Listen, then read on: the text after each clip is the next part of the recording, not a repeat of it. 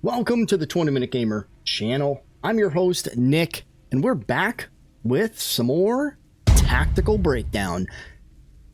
Atmospheric processor is going to be a little bit of a unique tactical breakdown because the tactics that I used and the way that the events unfolded for me, I would be lying if I said they maybe just weren't a little anticlimactic. So, I am actually probably going to be able to fit the infinite defense, the horde here, the horde defense, and the queen fight all in one video relatively smoothly. So we're gonna go ahead and just kick things off. This is our what we'll call our phase one, or our ready to go. Yeah. This is the entrance to the processor. This is gonna be the infinite defense. All right. Smart decisions. Now, the minute that you break that phase line, you know that you're in trouble. I mean, you start to you get in that position where the Xenos are now coming. In fact, I've got one here popping right over the edge. I slowly work my way to the terminal. I do go ahead and kind of get there safely. All right, get there safely. That's the most important part. There wasn't anything on my radar, and I wanted to take advantage of that. Now, the other thing that I did here was I do go ahead and use, I've been wanting to do this. I have been wanting to do this since I found out that the flamer can sweep. So we do go ahead and drop a sweep right there. We blow up those barrels. We've got our coverage where we need it. All right, so we're doing good. I've got Xenos running through fire. I've got my technician. He is hacking into the terminal, and we are, by my opinion, I think we're actually doing a really good job. I think we had some lucky hits there, right there with that explosion. So we're gonna go ahead and slowly walk our way back now. All right, so we're going to go ahead and drop a flare.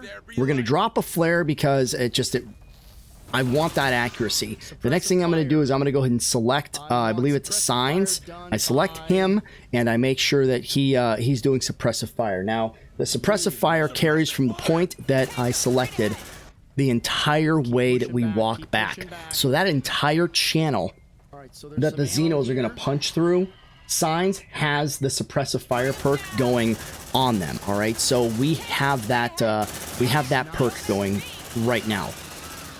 The problem with suppressive fire, of course, is that suppressive fire chews through ammo. Now, I do go ahead and leave suppressive fire on here, and I make sure that I drop some mines. I am trying to do this one at a time, a little bit at a time, okay? Go ahead and advance a little bit. I secure the center of the room. I do my best to secure the center of the room. I really wanted to try and grab some gear, but it wasn't working out for me. I wasn't feeling comfortable in how the Xenos were coming. I mean, they really are kind of flooding in here. Suppressive fire is still ongoing. The team is still kind of doing their job. We're still dropping mines as easily as we can here. All right, so we've set a couple of mines, and we are still maneuvering back. We're still kind of pulling back here. Look at that stretch, baby. Look at that stretch. We've set off some fire. The mines are working. The suppressive fire is working. And we're also chewing through ammo. We had 12. We're down to 7. So the smart gun is absolutely eating through a boatload of the ammunition that we stored up to get here. And I'm glad we stored it up because I knew that we were going to need it.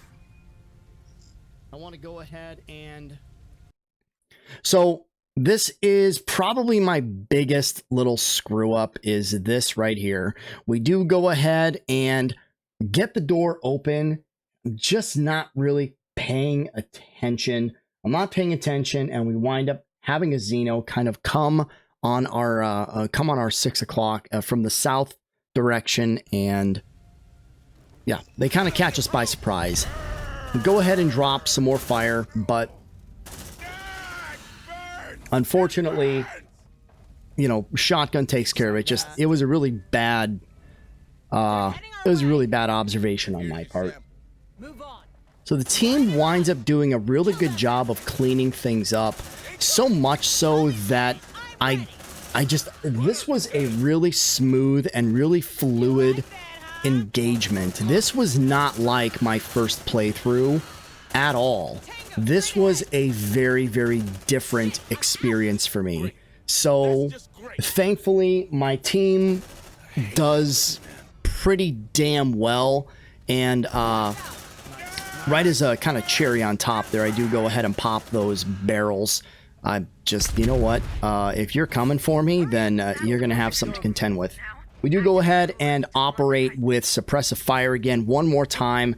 I'm trying to find the best place to kind of put that. I want to make sure that I have a good cone, a good funnel that is going to cover the distance that they're interested in. So, but anyway you slice it here, I consider this one an absolute win, absolute success. I mean, I'll let the rest of this play out here, but I mean, we killed it. I mean, we did an absolutely amazing job. In fact, I'm so comfortable in my team's capability that we actually have the ability to activate the terminal while holding the fort down with this suppressive fire. So, I mean, it's not going to end until we activate the terminal anyway, but we really did a fantastic job here. So this was an absolute win in my book. Let's go ahead and get, let's use our retribution here.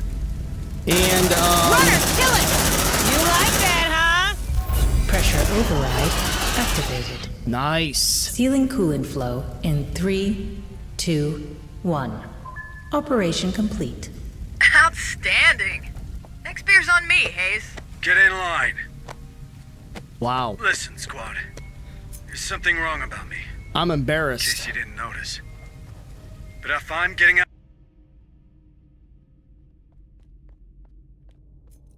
All right, so swapping over to the Queen fight, this one actually kind of caught me off guard.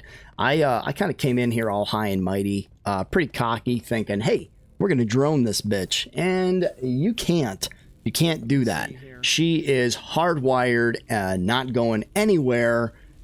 She's on her perch, like that's it. Like it's, you have to go through the doors, you have to break that phase line in order to kind of get to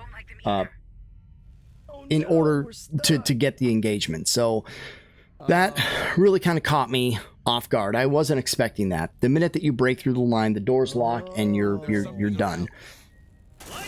So here I realized the doors are locked and I'm stuck. So what is my engagement process going to be? There's no way to get to the Queen. I can't move my drone over empty fields. I'm stuck having to actually walk through this process. Now, this is actually ultimately a very, very good engagement, just because she is so incredibly easy because of these generators, okay? All right, so I bolted my team over to this little catwalk. When I was on here, I thought, you know, hey, listen, the sentry turrets, they have quite a bit of range on them. Maybe they'll actually be able to engage the Queen without me having to engage. Maybe she'll be stuck on that platform, unable to reach my team. Well, that wasn't the case. That's not what happened.